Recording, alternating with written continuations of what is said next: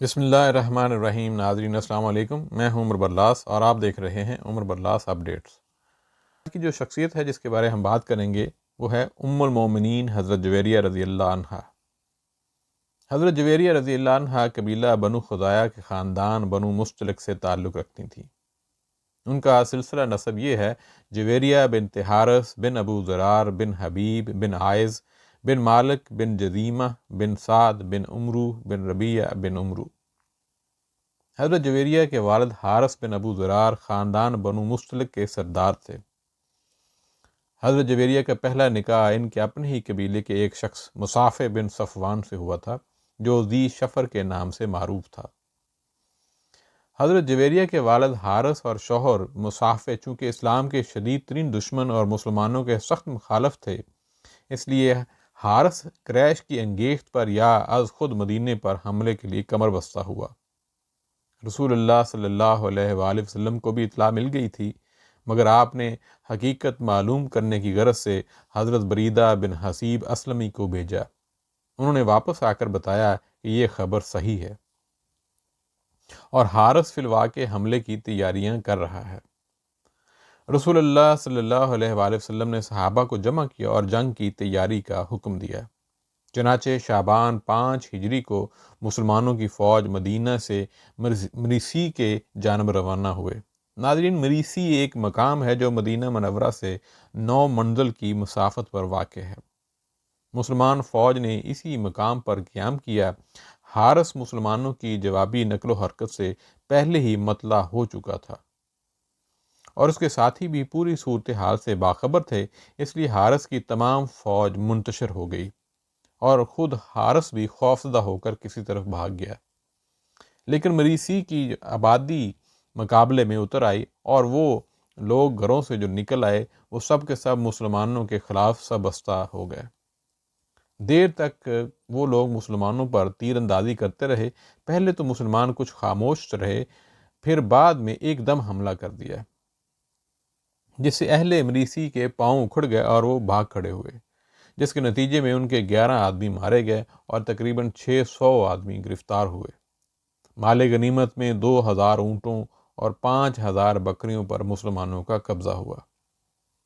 مریسی کی لڑائی میں جو لوگ گرفتار ہوئے ان میں حضرت جویریہ بھی شامل تھیں، اور یہ تمام اسیران جنگ لونڈی غلام بنا کر مسلمانوں میں تقسیم کر دیے گئے تھے۔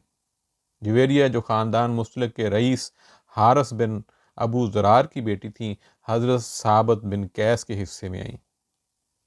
جویریہ کے لیے بحیثیت لونڈی کے زندگی بسر کرنا بڑا مشکل تھا، چنانچہ انہوں نے ثابت سے مکاتبت کی درخواست کی، یعنی ان سے کہا کہ مجھ سے کچھ رقم لی جائے اور مجھے چھوڑ دیا جائے۔ حضرت ثابت نے یہ درخواست قبول کر لی اور کہا کہ اگر وہ 9 اوقیہ سونا ادا کرے تو اسے رہا کیا جا سکتا ہے۔ ناظرین، یہاں سیرت کی کتابوں میں کچھ روایات جو منقول ہیں ان میں کچھ قدر اختلاف ہے، اور ایک جو روایت ہے وہ خاصی زیادہ قرین قیاس ہے، اور وہ یہ ہے کہ حضرت جویریہ رضی اللہ عنہ کے باپ حارث بن ابو زرار کا شمار روسائے عرب میں ہوتا تھا۔ وہ اپنی بیٹی کی گرفتاری سے شدید متاثر ہوا اور حضرت کی خدمت میں آیا۔ اس نے عرض کی کہ میں عرب کا ایک سرکردہ آدمی ہوں، یعنی کہ میں سردار ہوں۔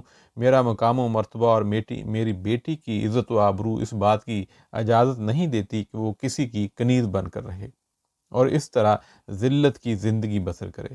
میں اپنے قبیلے کا سردار اور عرب کا ایک بہت بااثر شخص ہوں۔ آپ میری عزت کا احساس کرتے ہوئے میری بیٹی کو آزاد کر دیں۔ حضور اکرم صلی اللہ علیہ وآلہ وسلم نے فرمایا، کیا یہ بہتر نہ ہوگا کہ اس معاملے کو خود جویریہ کی مرضی پر چھوڑ دیا جائے؟ چنانچہ حارث جویریہ کے پاس گیا اور کہا کہ مسلمانوں کے پیغمبر نے معاملے کو خود تیری ہی مرضی پر چھوڑ دیا ہے، اب جو تم کہو کر لیا جائے، لیکن اتنی بات یاد رکھو کہ مجھ کو ذلیل و رسوا نہ کرنا۔ جویریہ نے جواب دیا، میں تو رسول اللہ صلی اللہ علیہ وآلہ وسلم کی خدمت میں رہنے کو ترجیح دیتی ہوں۔ اس جواب کے بعد حضرت نے ان سے شادی کر لی اور حارث جو زر فدیہ لے کر بیٹی کو چھڑانے آیا تھا مسلمان ہو گیا۔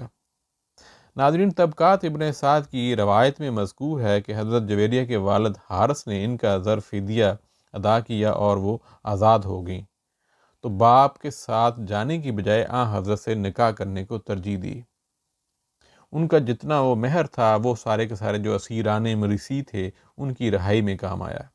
چنانچہ حضرت جویریہ رضی اللہ عنہ سے نکاح کے بعد آپ نے جنگ مرسی کے تمام قیدی رہا کر دیے۔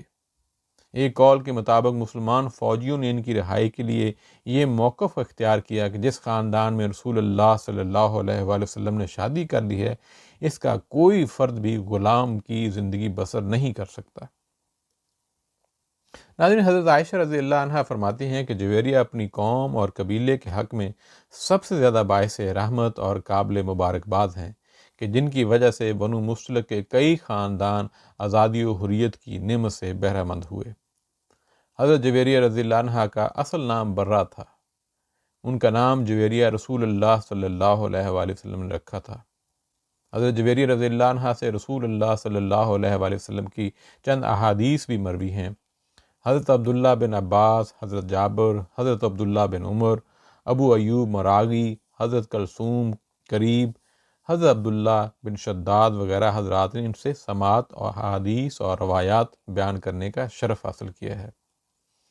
حضرت جویریہ رضی اللہ عنہ رئیس عرب اور سردار قبیلہ کی بیٹی ہونے کے باوجود نہایت سادہ اور زہدانہ زندگی بسر کرتی تھیں اور بہت ہی عبادت گزار تھیں۔